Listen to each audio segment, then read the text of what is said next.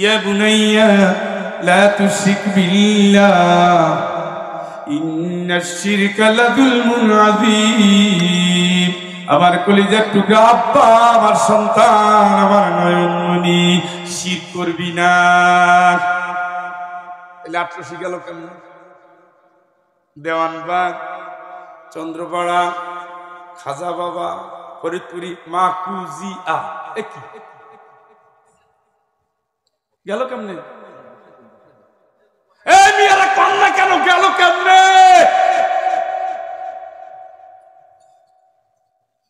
ছেলেরে ট্রেনিং দিছেন। আপনি কি ভাবছেন নবী বলেছে ১০০০ একজন জান্নাতে যাবে? ফাইজলামি পাইছেন? আমার খালার বাচ্চা হয় না আমি বুঝি, আমার এক মামির বাচ্চা হয় না আমি বুঝি, আমার ২ জন সহকর্মীর বাচ্চা হয় না আমি বুঝি, আমার প্রতিবেশী ২ জনের বাচ্চা হয় না আমি বুঝি। এই যা বলছি সব ঘরের পাশে, সন্তানের জন্য সব পাগল পারা। আর আল্লাহ পাক তারা না চাইতেই দিয়ে দিছে। বড়ি খাওয়ার পরও ভাব চলে আসছে, আসছে না? আল্লাহ নিয়ামত দিছে, সে নিয়ামতটা হাত ধরে নষ্ট করছে। এই তোমার আব্বা প্রেসিডেন্ট, তুমি প্রেসিডেন্ট হইছো, বা তোমার সন্তান প্রেসিডেন্ট, তুমি কাঙ্গাল। লাভটা কি হলো? লাভটা কি হলো? কত খুনিরে মাফ করে দিছে আর আলেমদের ফাঁসি দিছে। দেয় না? আগের প্রেসিডেন্ট দেয় নাই? পৃথিবীর এই যে বাংলাদেশের প্রেসিডেন্টের স্বাক্ষর ছাড়া ফাঁসি হয় না। আলেমদের কিভাবে পাইকারি হারে ফাঁসি দিচ্ছে? শুধু অপরাধ কি? ওয়ামা নাকামু মিনহুম ইল্লা আইয়ুমিনু বিল্লাহিল আজিজিল হামিদ। মহাপ্রশংসিত আল্লাহর উপর ঈমান আনাটাই তাদের অপরাধ। যদি তারা আল্লাহর আইন না চাইতো, আল্লাহর উপর ঈমানের পরিচয় যদি না দিত, ফামান ইয়াকফুর বিত-তাগুত ওয়া ইউমিন বিল্লাহ ফাকাদ ইসতামসাকা বিল উরওয়াতিল উসকা লা ইনফিসামা লাহা। আল্লাহর উপর ঈমান আনলে বাতিলের আইন মানা যায় না। আল কোরআনের কর্মীরা কোরআন বিরোধীদের আদর্শে বিশ্বাস করে না। আল কোরআনের কর্মীরা ইসলামী আন্দোলনের বাইরে যেতে পারে না। আল কোরআনের কর্মীরা বাতিলের কাছে মাথা নত করতে পারে না।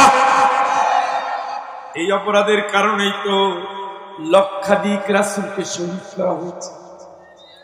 কয়জন? লক্ষাধিক রাসূল শুধু শহীদ হয়েছে। আবু জেহেলদের হাতে পড়ে মুহাম্মদ মৃত্যুদণ্ডে সাল্লাল্লাহু মৃত্যুদণ্ড প্রাপ্ত আসামি। কি আসামি জানেন? এটা জানেন? মুহাম্মদ সাল্লাল্লাহু আলাইহি ওয়াসাল্লামকে মৃত্যুদণ্ড ঘোষণা করছে না? এরপরে না পালাইলো, এরপরে না পালাইলো, গারের সুরের ভিতরে লুকাইলো।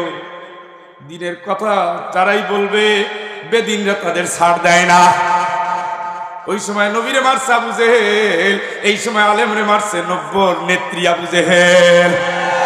একই চরিত্র। ওরা মানুষের আইন চায় আর আমার মানুষের আইন চায়। আল্লাহ কয় না ফাহকুম বাইনাহুম বিমা আনজালাল্লাহ, সকল ক্ষেত্রে আইন চলবে কার? জোরে কয় না। ওয়ালা তুতিল মান আগফালনা কলবাহু আন যিকরিনা ওয়াত্তাবা ওদের মানবি না, ওদের কথা শুনবি না, ওদের আনুগত্য করবি না। আমার কোরআন বাদ দিয়ে আইন করে, আমার আইন চায় না, তোরা তাদের মানবি না। ঠিক না? আমরা এগুলো নিয়ে চিল্লাই কেন? এগুলো নিয়ে বলি কেন? এই আমাদের বলার দরকার কি? আমি কি ইলেকশন করব? বলি কেন? কেন ঝুঁকি নেই? কেন পুলিশ আসামি বানায়? কেন রিমান্ডে নেয়? কেন মামলা দেয়? কেন গুম করে? বলি এই কারণে। এই কথা বলতে বলতেই নবীরা শাহাদাতের পেয়ালা নিয়ে জান্নাতে চলে গেছে। দিনের পথটা শাহাদাতের পথ। কেন বলি? আপনি ভালো হইলে আমার পয়সা দিবেন, আমার লাভ কি? এই যে মাহফিলটা করতেছে লক্ষ লক্ষ টাকা দিয়ে, এনাদের লাভ কি?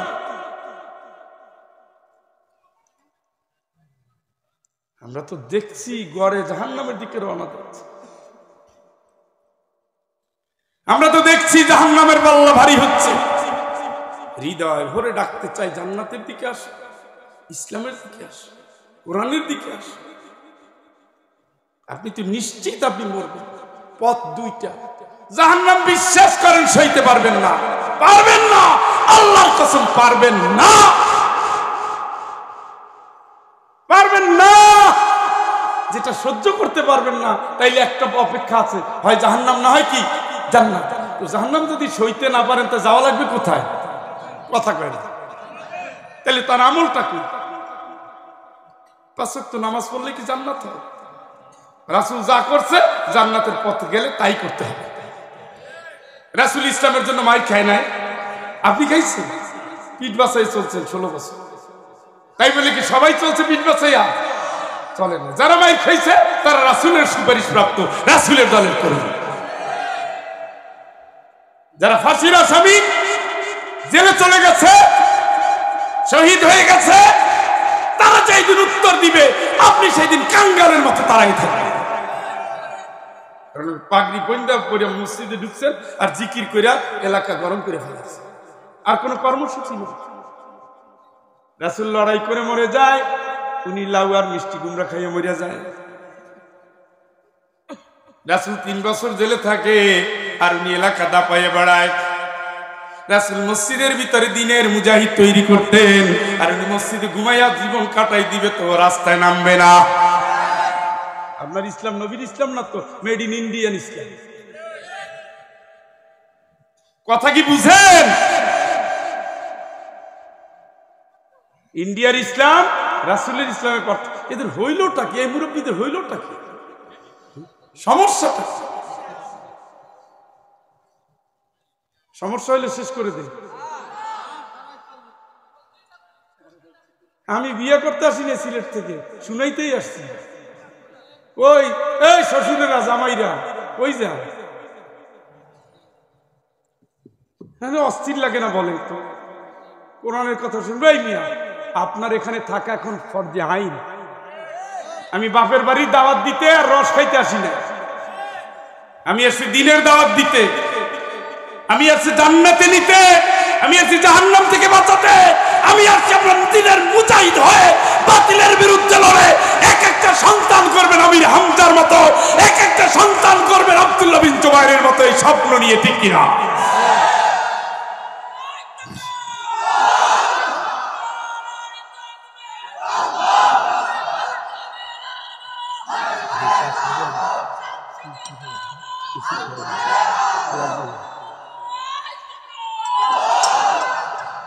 আমাদের একটাই স্বপ্ন,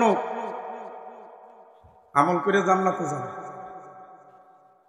যার যার কবরে শেষে যাবে না, কাঁচা মাটি খুঁড়তে খুঁড়তে মাটি শুকানোর আগে আবার কাঁচা মাটি। এক আজিমপুর করে স্থানে প্রতিদিন 30 থেকে 33টা লাশ ঢোকে এক করে স্থানে। আপনি গেলি দুনিয়ার স্বপ্ন দেখতেছেন, আপনি কাঙ্গাল হইয়েন না, আপনি বাদশাহ হন। বাদশাহ হওয়ার জন্য সন্তানকে ফর্মুলা দিয়ে যান। সুবহানাল্লাহ। দেশে লক্ষ লক্ষ মাদ্রাসা অপেক্ষা করছে, দেখেন না চোখে? এক একটা আল্লাহর ওলি হয়ে বের হচ্ছে, চেহারার ভিতরে নূর। দেখেন না চোখে? আপনার ছেলে গান গায়ে পাগল হয় আর এরা কোরআন তেলাওয়াত করে পাগল হয়। বুঝেন না? ভালো বুঝেন না? হ্যাঁ, নামাজ পড়ে বের হইতেছে, মোনাজাত করতে করতে বের হচ্ছে, খেলার মাঠেও তেলাওয়াত করতেছে। আর আপনার ছেলে কি করে?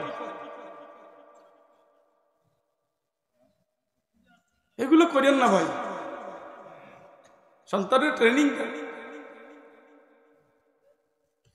ইয়া বুনাইয়া ইন্নাহা ইন তাকু মিসকালা হাববাতিন মিন খারদালিন فتكن في صخرة أو في السماوات أو في الأرض يأتي بها الله إن الله لطيف خبير।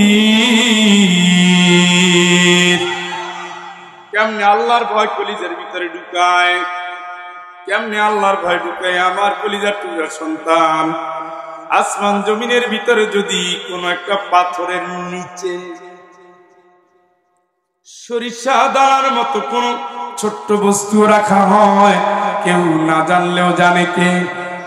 ইন্নাল্লাহা লাতীফুন খবীর, আল্লাহ এত সূক্ষ্মদর্শী, এত সূক্ষ্ম দেখে। সুতরাং তোমার জিন্দেগিতে এমন কোন পাপ করবা না যেটা আল্লাহর কাছে অপরাধী হতে হয়। সুবহানাল্লাহ। শুনছেন? এইটা আপনারা ট্রেনিং দিতে বলছে। এই সূরা এমনি নাজিল হয় না যে তেলাওয়াত করে কানবা। কান্দো কেন? কান্দো কে বেটা? এটা তো জাহান্নামের আয়াত না। এই কারণে কান্দো, সন্তানকে ট্রেনিং দিতে পারো না, তাই দুঃখ করে কান্দো।